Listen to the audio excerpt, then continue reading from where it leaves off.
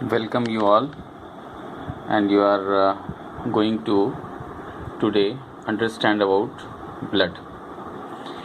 And before we discuss about the blood, let us just know about that a particular system is required called circulatory system. This system ensures the supply of oxygen, nutrients to the various cells, and also it ensures the collection of waste material from the cells, and also it contains hormones and many more things. So before try to understand that what is there in circulatory system. So circulatory system is a transport system, and in human being the three things that is going to comprise or just make the circulatory system. One is the blood and lymph, the medium, okay, and the blood vessels, arteries, veins, and capillaries, and one pumping organ, heart, is also required to pump the blood to various body parts. Now you see blood. In blood you find that there are two components. 55% is plasma and 45% is blood corpuscles, as you see in this page. So plasma is what? It is pale yellow or straw colored fluid, and in this mostly 90% is the water, and the other 10% includes and the nutrients like amino acids, the glucose, or other polysaccharides, sucrose, or salt is also there, hormones are there, antibodies are there, many proteins are also there. So three types of proteins are there: albumin protein, fibrinogen, and globulin. So the three proteins are also present. So actually this is plasma, and 45% of the blood, it comprises of all the blood cells or blood corpuscles. Okay, in this includes RBC, erythrocyte, WBC, leukocyte, and platelets. It is called technically called thrombocytes. Okay, now one by one we see about each one. Okay, first you see the RBC is biconcave, and RBC originated from bone marrow, and you see the biconcave shape. It is a concave part. So there is no nucleus, no cell organelles. Why it is so? Because to maximize the intake of oxygen, it is like that. Or lifespan is 120 days, and where it is going to die, it dies in this liver or spleen. Spleen is also known as the blood bank of our body. It keeps some blood reserve always in this organ, spleen. RBC are specialized to carry oxygenated blood. Okay, so RBC has a red colored pigment called hemoglobin. Hemoglobin, you see, it has the iron part, heme, and globulin protein is there, porphyrin rings. Okay, so 4 porphyrin rings are there. It has 4 subunits which can bind to each oxygen molecule. So this hemoglobin, one hemoglobin can bind with 4 oxygen molecules.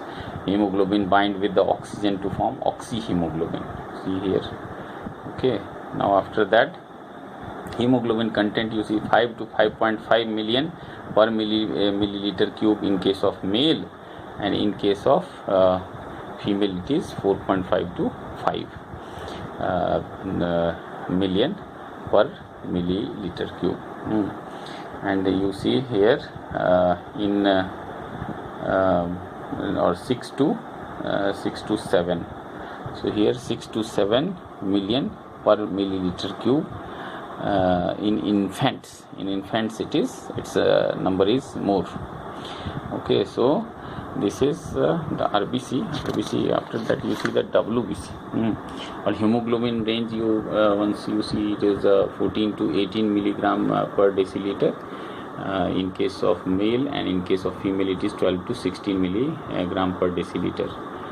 Okay, WBC is the second, which is a component of the corpuscles. WBC is technically called as leukocytes, and it provides protection to our body. These are actually providing the immune system, this built up our immune system, and they are also known as soldiers of our body.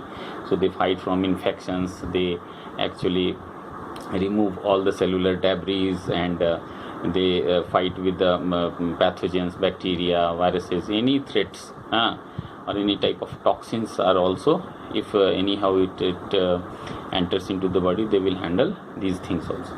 See, the WBC basically divided into these two groups, granulocytes and agranulocytes. Agranulocytes, two components are there, monocytes and lymphocytes. And you see the nucleus is like that, one is spherical, other is kidney shaped, monocytes. And you see here granulocytes. Why it is called granulocytes? Because the cytoplasm is having some granules, granular cytoplasm, and you see the multi-lobed nucleus in case of basophil, eosinophil and neutrophil. So this you see the basophil is having bilobed nucleus. It releases heparin, anticoagulant, and also it releases histamine. Histamine actually released when any type of injury occur to our body. It is actually anti-inflammatory substance which is released after injury. It is histamine, and bradykinin is also released. So actually they are vasodilators. They are actually going to widen up the blood vessels, and in this they supply more blood towards the inflamed area. And you see here serotonin is also secreted. Serotonin is also secreted by basophil, and it is vasoconstrictor. Or eosinophil is associated or related with the allergic reaction. It protects the body from allergy. Okay. And neutrophil actually one proverb we have to remember, namo khata hai. Namo, N stands for neutrophil and monocytes, namo.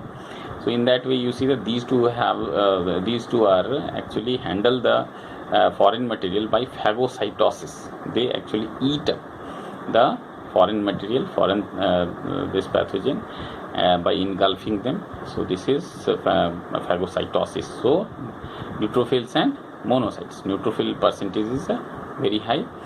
And you see the another component is this lymphocyte. Lymphocytes are actually they are of two type, B lymphocyte, T lymphocyte. So T lymphocytes are actually the informer one. It whenever any type of pathogen enter, T lymphocyte takes stock of the situation and just stimulate B lymphocyte to release antibodies against the antigen. Pathogens act like antigen, and to specific type of antigen, specific type of antibodies are produced by this lymphocytes. So in the lymphocytes, the B lymphocyte is going to release antibodies, and antibodies is going to bind with the antigen, and during that the body antibodies fight with the antigen, and in this situation inflammation also occur. So in this way they are going to handle or maintain the defense system of our body. And now you see after that you see we have to check it out, the type of blood vessels in which blood this flows. So there are three types of blood vessels. Okay, so you see the blood vessel is there. Blood vessels are of three types: arteries, veins and capillaries. So you see the arteries actually carry blood from the lungs towards the heart.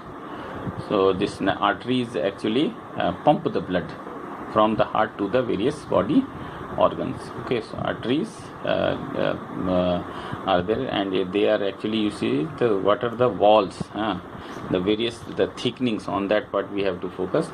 So before we understand their function, let us see the structure present in the arteries and veins. First is the tunica externa, outermost layer, or tunica adventitia. It is made up of fibrous tissue. They are supplied with nerves and vasa vasorum. Vasa vasorum are the blood vessels of the blood vessels, means these are the one who supplies blood to the blood vessels to function smoothly.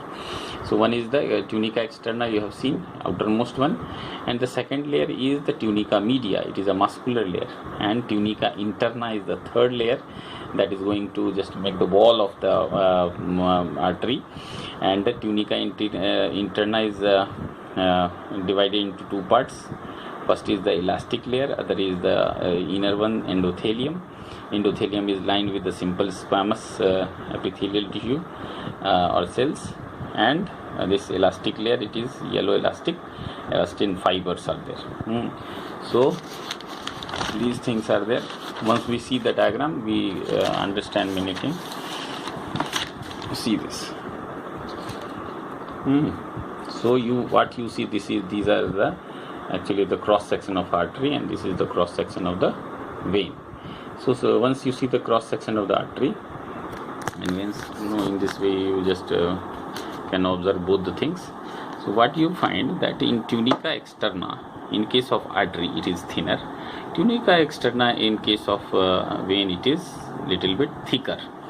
And the second layer, tunica media is thicker in case of artery, and in case of vein it is relatively thinner, as shown in the diagram. And the third layer, that is the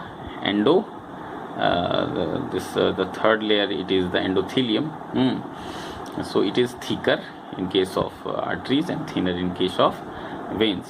And you see the lumen, lumen of vein, it is wider, and lumen of artery, it is less wider or narrower, you can say, so that blood flows through the arteries at high pressure. Here the pressure is relatively low pressure. Okay, so the walls of the arteries and veins we have seen.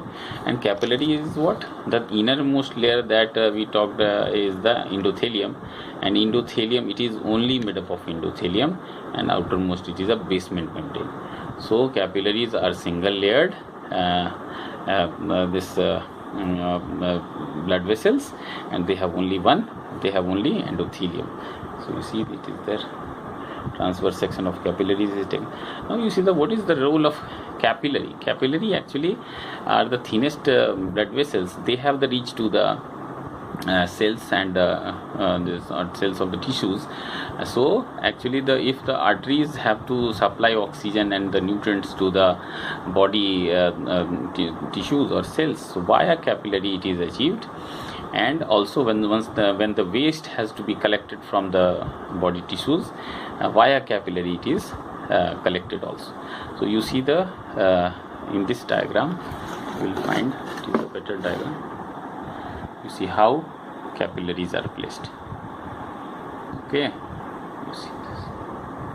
Capillaries are, that is why we say that capillaries are going to connect veins with the arteries. See. So this much information I am giving. Just in the other video, just tell you more about that, or once you can see the difference between arteries, that also we can do here. So just once see the difference. Okay, so arteries, they take blood away from the heart, and in case of veins, it is the bring blood into the heart, carry oxygenated blood. Exception is pulmonary artery in case of artery, and carry deoxygenated blood. Exception is pulmonary vein. Arteries are placed deep under the muscle, except a few locations like the wrist region, neck region, temple, and in the ankle region. Okay, and we feel pulsation or throbbing in case of arteries.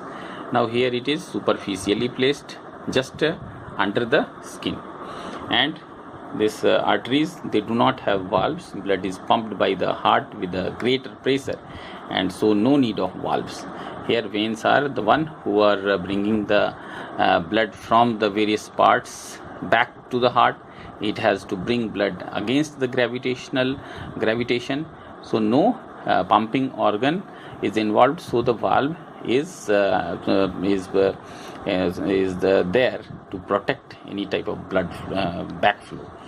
Now you see the tunica externa. Tunica externa is thinner in case of arteries. Tunica media, it is thicker. Tunica interna, it is thicker in case of arteries. In case of vein, it is tunica externa is thicker, tunica media thinner, tunica interna thinner. Blood flows at very high pressure in arteries, so no valve, and here you see the blood flows slower as compared to the arteries. And lumen already we have discussed. Lumen is wider in case of vein, and in case of arteries lumen is less wider. That is why the more pressure is felt in the arteries. Thank you.